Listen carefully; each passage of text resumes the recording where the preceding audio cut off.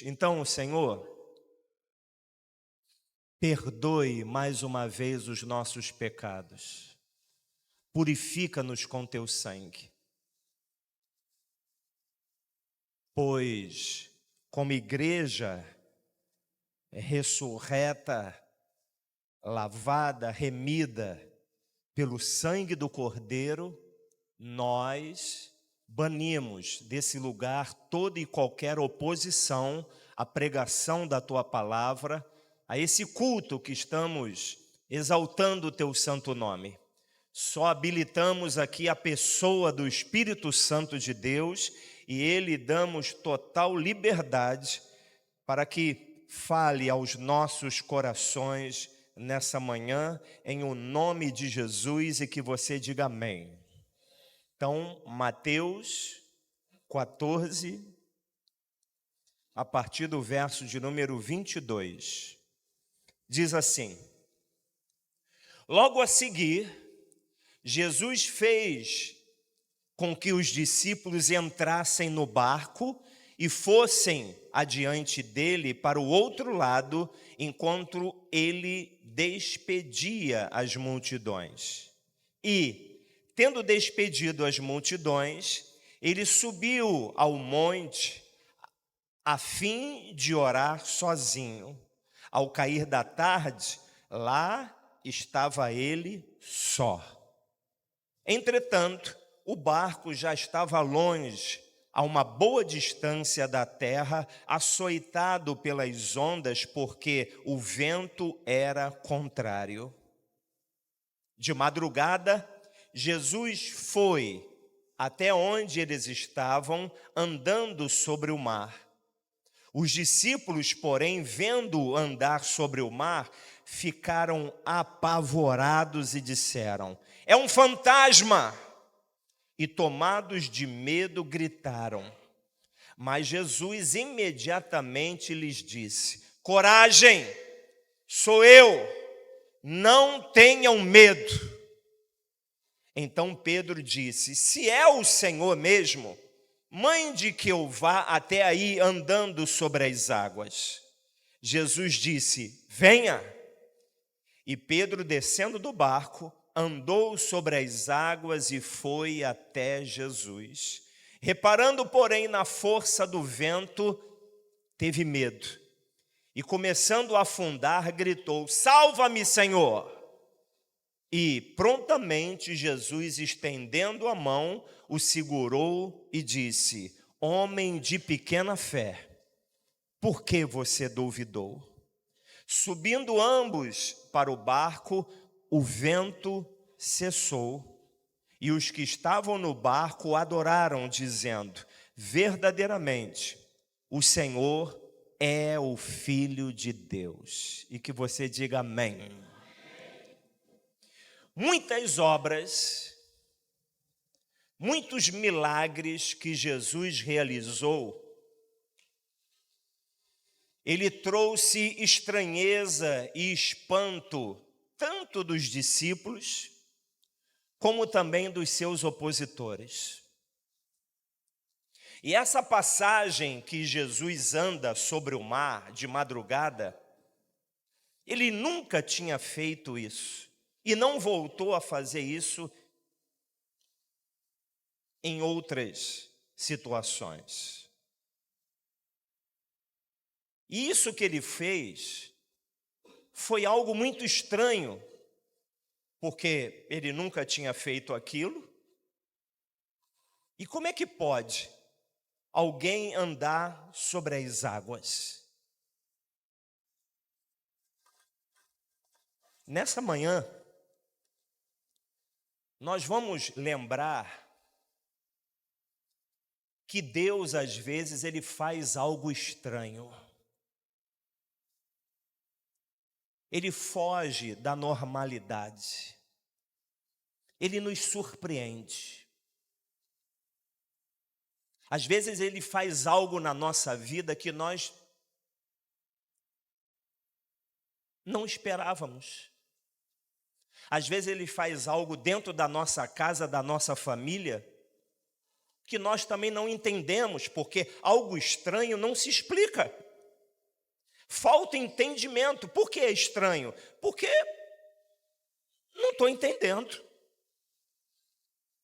Quantas vezes Deus, para nos trazer para a presença dEle novamente, muitas dores, ventos contrários sopram na nossa família?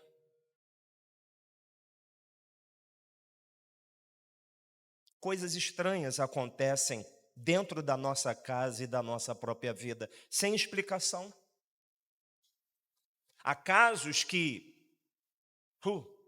é algo tão estranho, a família se dissipa, mas tem casos que a família volta a ser restaurada novamente. É uma coisa estranha.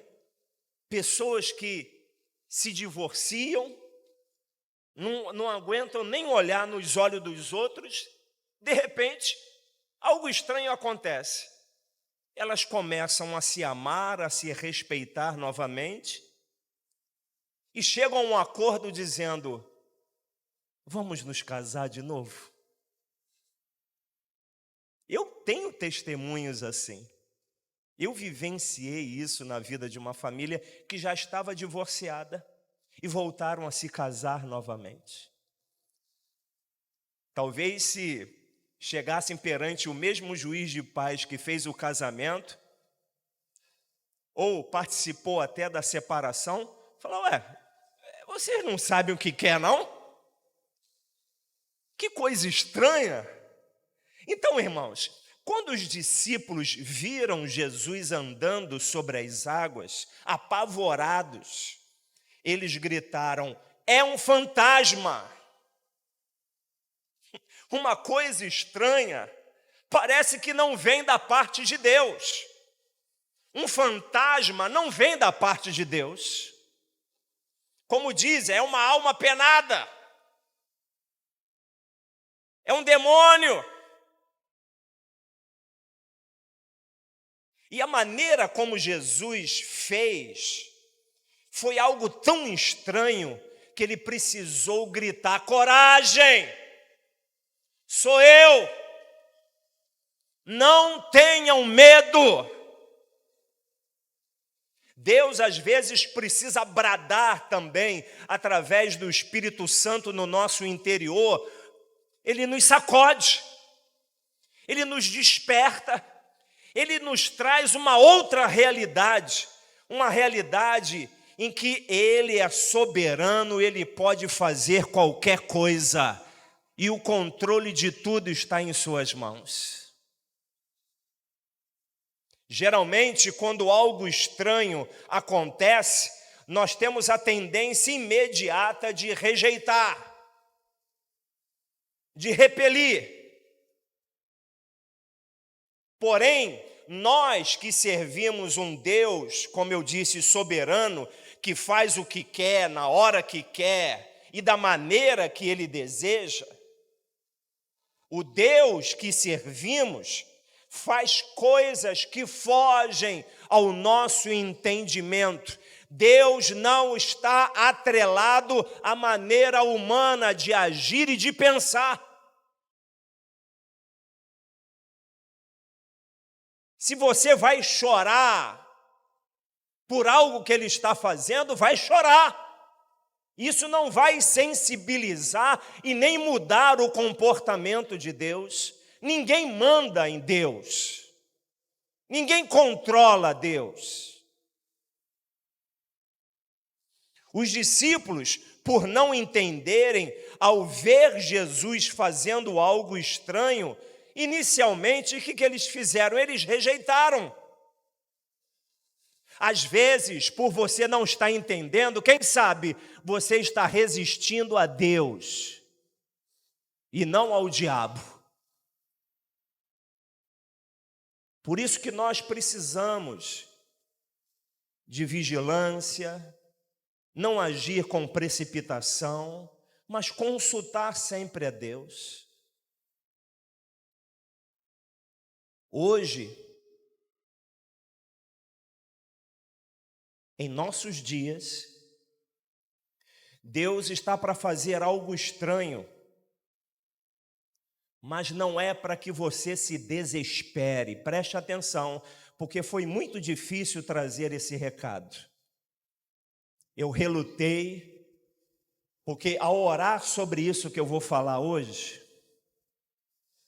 veio um peso muito grande. Eu falei, Senhor, como é que eu vou passar isso para a igreja se ao orar eu me senti até oprimido, sem explicação. Mas Deus, em nossos dias, e nessa última hora, está para fazer algo estranho, mas não é para que a igreja se acovarde, não é para que a igreja fique com medo.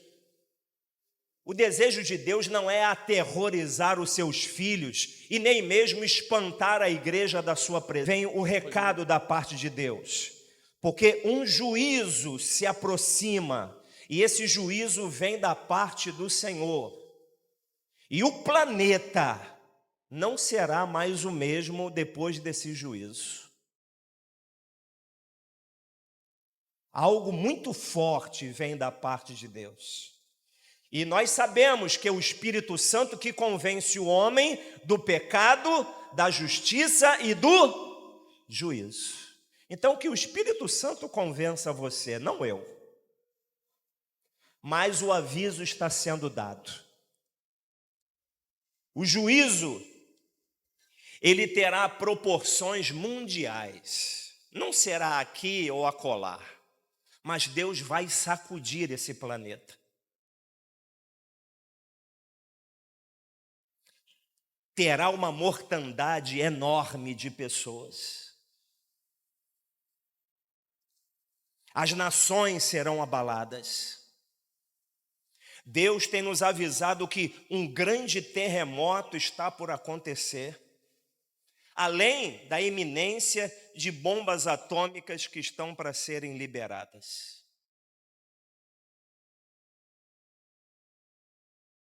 Volto a repetir, o planeta não será mais o mesmo. Porém, é Deus que estará fazendo essa coisa estranha. Está escrito nas Escrituras. A gente acha que esse dia nunca vai chegar. E quem diria a nossa geração ser escolhida para vivenciar uma situação como essa? Não é difícil falar sobre esse assunto?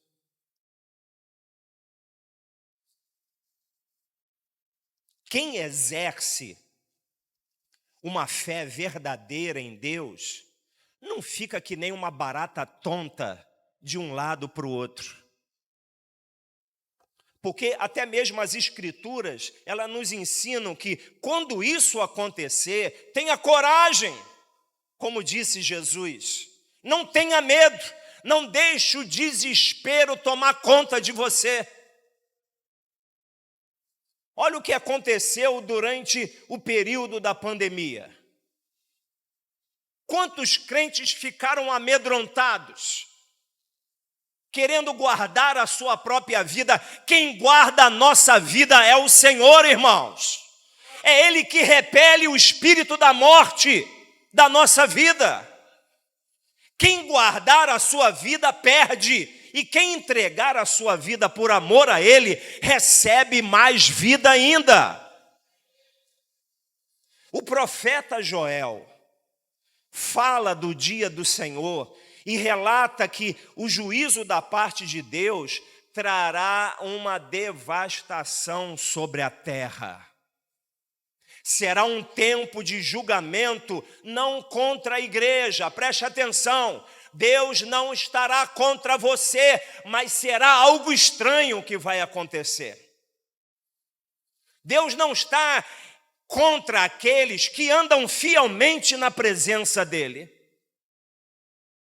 Será um tempo de julgamento contra aqueles que não se arrependem dos seus pecados, daqueles que vivem debaixo de uma fé enganosa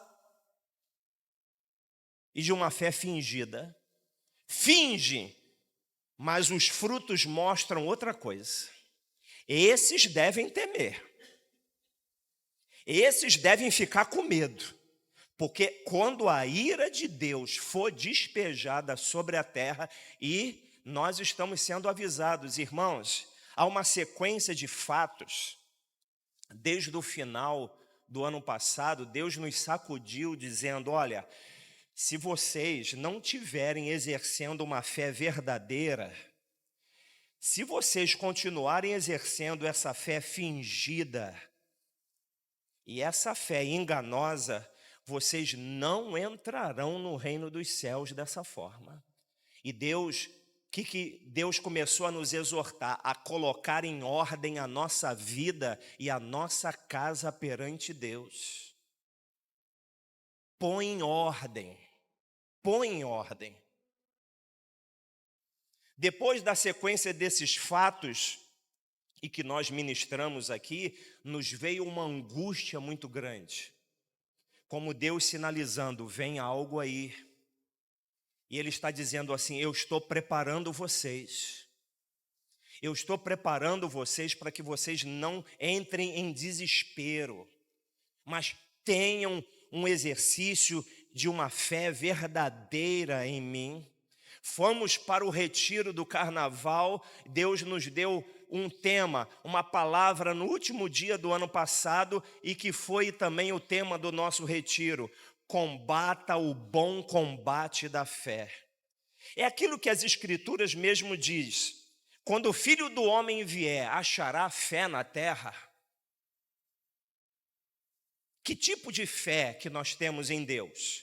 Quando tudo está bem conosco, o nosso relacionamento com Deus está perfeito. Quando eu estou entendendo as coisas, mas se algo estranho acontecer, você continua servindo a Deus? Você vai abandonar a igreja? Você vai cuidar da sua própria vida? Ora, que engano é esse? Esse dia do Senhor será um tempo de salvação também, não somente de desgraça. Joel profetiza que o dia do Senhor será um tempo de salvação para aqueles que se voltarem para Deus e buscarem abrigo em Jesus Cristo. Então não fique na ideia de que você só vai se preparar quando esse algo estranho acontecer, porque não vai dar tempo. Não vai dar tempo de se arrepender, tem que ser agora. Tem que ser agora, a igreja tem que se preparar agora. Joel, o profeta Joel, também traz uma mensagem de restauração. Olha o que nós pregamos agora na cantata de Páscoa: restauração. Deus está dando uma oportunidade para a igreja. Deus está preparando a igreja. Lá no retiro, nós fomos visitados por um poder do Espírito Santo. E sabe como o Espírito Santo bradava? Ele falava assim: minha noiva, não tenha medo. Ora, por que Deus está bradando para a igreja para que ela não tenha medo? É porque vem algo aí, irmãos. Vem algo contra aqueles que endurecem o seu coração, contra aqueles que não querem abandonar os seus pecados, com aqueles que não querem servir a Jesus Cristo com temor e tremor diante dele. Deus está por fazer algo estranho que abalará a terra. Porém, como cristão, quem é cristão aqui nessa manhã? Como cristão, não é para você se desesperar. É um fantasma. Os discípulos entraram em pânico. Quem que estava fazendo aquilo? Era Deus. Então, você está sendo avisado antes que aconteça. Quando começar a acontecer, o que você tem que fazer? Olhe para o céu, porque a nossa redenção está próxima. A nossa redenção está próxima. É confiar no Senhor. Nós sabemos que Deus não se alegra da morte nem do sofrimento de ninguém, mas está escrito. Está escrito. Apocalipse está escrito. O terremoto está dentro do Apocalipse. Haverá um grande terremoto. Na pandemia, como falamos aqui, muitos correram para guardar suas próprias vidas, foram dominados pelo medo e pararam pelo meio do caminho. Não voltaram a congregar e se afastaram da presença de Deus. Estão aí desfalecidos na fé. Quantos nós conhecemos que não entraram no desespero também, de tentar guardar a sua própria vida? Então, olha, não fica com medo. Eu, de início, me agitei quando eu recebi essa palavra. Eu até perguntei, né? Porque há um andaço por aí, há muitos vídeos, muitas coisas. E eu perguntei ao Senhor, Senhor, é para mim armazenar comida? A gente pensa logo na comida, né?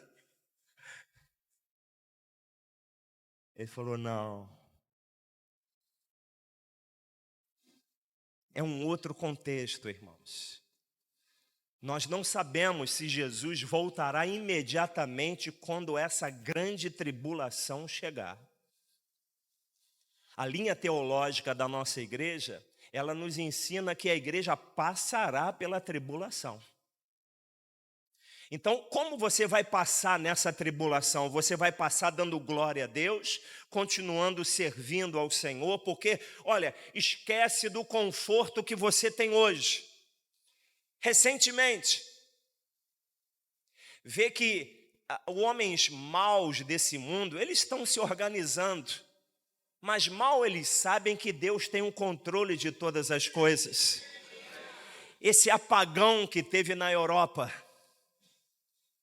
esse apagão estranho, o banco parar de funcionar, o aeroporto fechar, não tem gerador de energia, não tem nada. Quer dizer, o mundo se prepara para algo.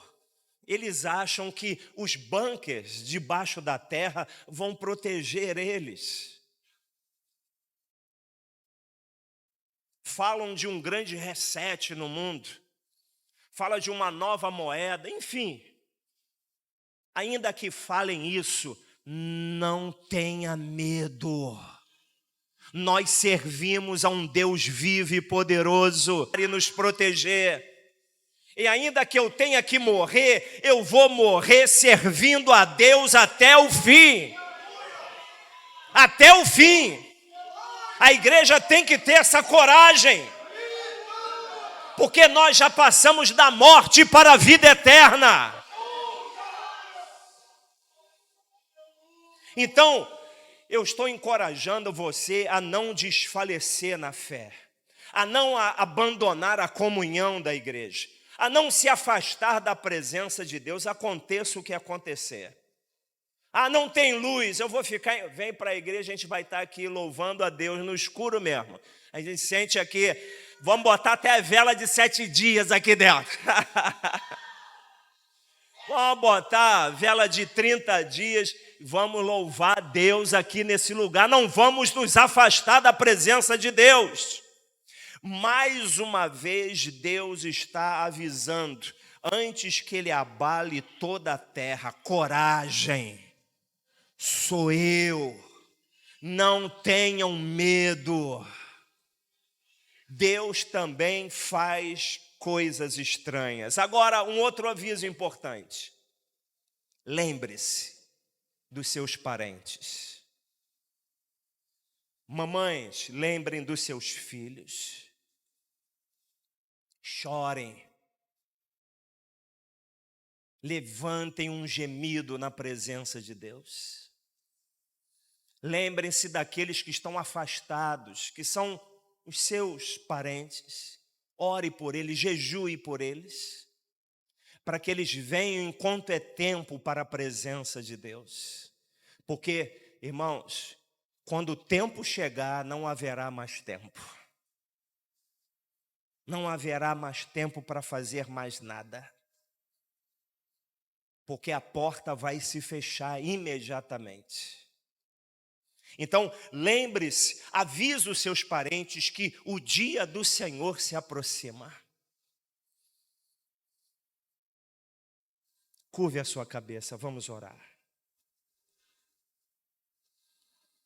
Senhor, nesse dia ao qual nós oramos pela nossa casa, pela nossa família, fazemos menção também, Senhor, nessa manhã,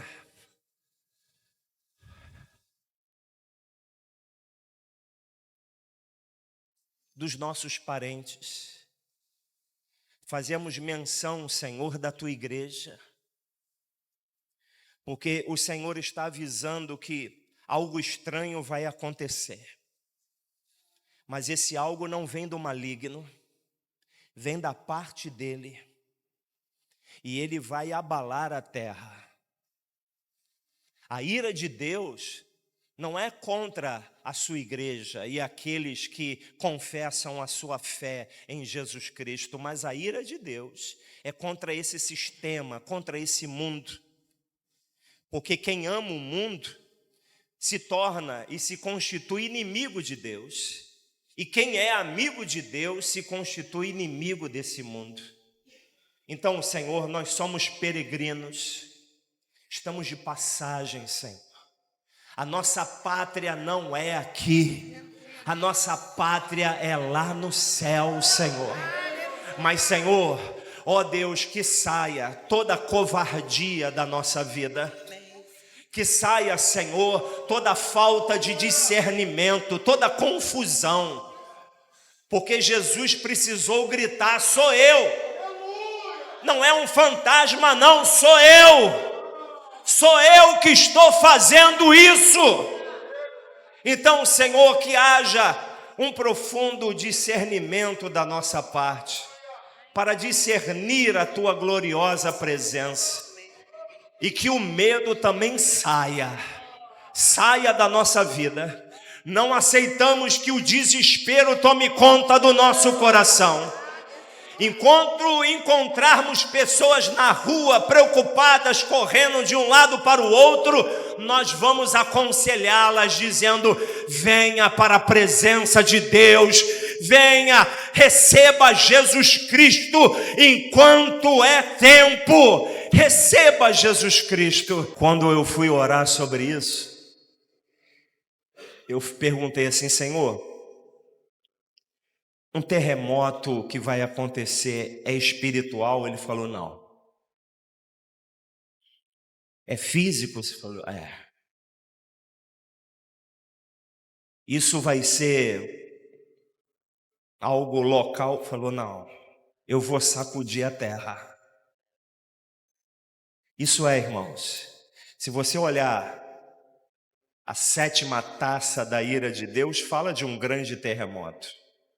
E Deus está falando de proporções, como falou ali na 7ª taça da ira de Deus.